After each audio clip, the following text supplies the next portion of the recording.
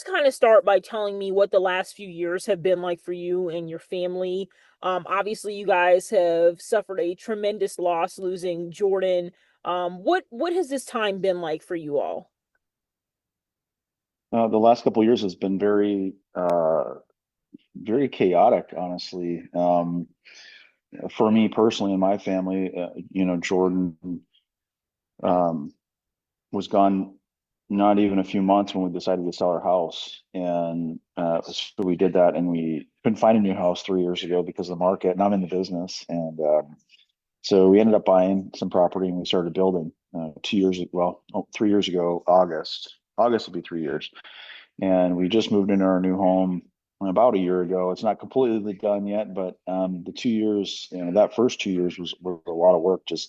Just in that sense, I built it myself and subbed a lot of stuff out. So we spent a lot of time doing that. So really, my world and our family world was upside down. We lived with my in-laws for 2 years while we did this project, and still trying to raise our two girls and run a business and go about every day-to-day life. And of course, Dory's story has such tremendous legs, and we're in a marathon right now, telling the story all across the world. And it brings me to today where we're traveling all over the country right now and flying different parts of the world and chatting and podcasts and dealing with media outlets like yours, and every three-letter news outlets hosted us at some point, and Nancy Grace and Fox News and Good Morning America and all the rest all across the country. And it's been a really great, humbling experience to be able to tell Jordan's story. And but with all that, the last couple of years, it's been a lot. And then trying to maintain a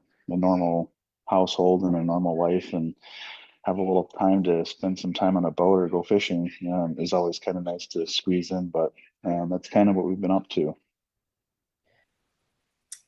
The last 3 years have been really difficult. Time passes on, but the grief never goes away of losing a child. Every day that I wake up, it's a reminder that that's one more day I'm going forward and Jordan isn't here. Then to throw in his case and what happened to him, and the people being extradited here to the United States and going through court proceedings, it makes it all very, very surreal. And there's always a fresh reminder of what happened to Jordan because the case goes on. And I hear from more and more families about this happening to their children.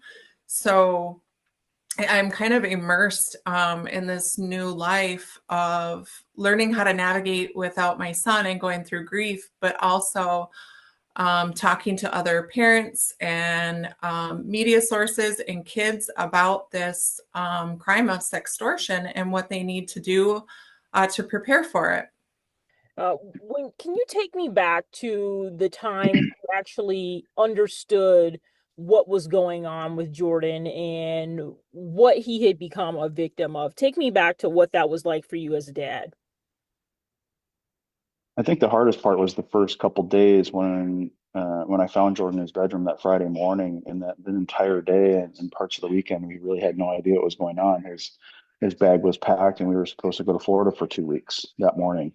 And so it was really a really hard, difficult time. And later in the weekend, when we found out that this picture existed and law enforcement had obtained the search warrants and stuff to Meta and were able to extract the conversation on Instagram after they read through it and they notified us, it was almost like a small sense of relief because it was answering the giant question of why this would happen to such a young, smart, happy, ready to go on vacation young man. And but it was devastating all at the same time because then we knew that this was a Pandora's box, and we knew it was something much larger. And then hindsight being 2020, it amounted to 11 arrests so far. And several arrests overseas and extraditions, and tremendous work by FBI and many agencies and law enforcement professionals all across the world, and the EFCC in Nigeria. So it was just a huge collaborative thing, and it just really turned into a massive investigation. When we were made aware that Jordan was a victim of sextortion, I really didn't know what that was. I was aware of different scams on the internet, but this specifically, I didn't know what it was. So it took a minute to process really what happened, and that people from all the way in another country were able to get to my son and manipulate him and make him feel so scared that he took his own life. I'm sure no parent really is prepared for something like this to happen to their kid. It just seems like something you would see on TV or, something so far removed. For people who didn't get a chance to get to know Jordan before, unfortunately, he did take his life, what would you want them to know about him? Tell me a little bit about, what your family lost when you lost him. Yeah, that's a great question. And it's so true because we all sit around and say, that's never going to happen to me. It's never going to happen to me. It's not going to happen to us. We're fine. We're protected. I live in a small community here. My house was secure. This all happened in the middle of the night while I was sleeping. I had zero chance to intercept any of this. From the time that he started communicating to the time he was extorted, to the time he took his life, I was in bed sleeping. And these men from Nigeria came into my house in the middle of the night through a social media platform and murdered my son, and it's the most devastating pain on the planet. And Jordan didn't deserve that. He certainly made a mistake by sending pictures and communicating and doing those things, but he's 17, and that's what 17-year-olds do. And we have to understand as parents that this is the stuff that's happening. 1 in 5 teenagers, 13 to 17, are sending nude pictures to one another. That's the number. So if you have 5 children at home, one of them's doing it. Teenagers. So we have to understand as parents, we have to be real about the conversation and not say it's never going to happen to me, because it certainly can. And Jordan was just like all the rest. He was smart. He was an honor roll student. He was a multi-sport athlete, all conference basketball player. I mean, he was just an amazing athlete, 185 pounds, 6'2", very popular, very handsome, very, very personable. He was larger than life kid. He just loved dancing and smiling, and he just liked hanging out with his friends. He's a typical teenager, just a totally typical teenager with a big brother mentality to his little sisters, both Jennifer's house and mine. And it was all taken from us. And in the blink of an eye, when I had zero chance of ever intercepting or helping or protecting him from all that. So that's really the tragedy here. And that's the message I send to people, because parents are continuing to let their teenagers on Snapchat and Instagram at very, very young ages, and social media is detrimental to their mental health. And it's so easy for us as parents to hand them the phone when we're running around here on, what is it, Wednesday night, when we have soccer practice and gymnastics, and we got to be in the door and out the door, and dinner's getting made, and we're trying to get homework done, and it's so easy just to ship them off in the corner for an hour or two, and that's when it happens, right? And that's when you least expect it. Jordan was a really great kid. He was super active in sports, baseball, basketball, football. He was close with his family. He and I had a really fantastic relationship, and we did a lot of stuff together. He had a very easygoing personality. He had many groups of friends, and just had this smile and air about him where people were drawn to his personality.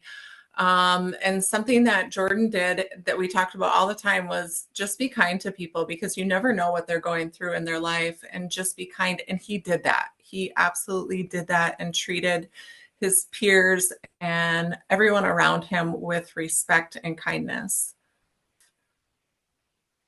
What was the aftermath of that? I can't imagine not only losing a child, but then having to go through all of these trials, like you were saying. The fact that this was happening in a foreign country and brought to Michigan. What was the fallout of that? Nobody prepares you for the moment when you sit in court with the people who tortured your child, encouraged them to take their own life. Sitting in court, I sat in court at least 5 times with these individuals. The very first time was it was awful. That's the nicest way that I can say it. It was awful to experience that and relive The trauma of losing Jordan, knowing that these people made my son feel so insignificant that he thought his only way out was to take his own life. It sounds like your family really lost a lot when obviously he unfortunately took his life. Is there anything that you would tell parents now about things that you wish you would have noticed, or anything that you think they should be looking out for so this doesn't happen to their kids? Financial sextortion is happening every single day to kids. And right now, you have to have a conversation amongst your family, within the schools, within your community, about what to do when someone reaches out to you on social media and they start asking you for photos or money or favors. I don't think it's a matter of when or if your child is contacted. I think it's a matter of when. The number of parents that have reached out to me and told me that this has already happened to their children is astounding. And we need to have open conversations and let children know that they can go to a trusted adult for help if they find themselves in that situation.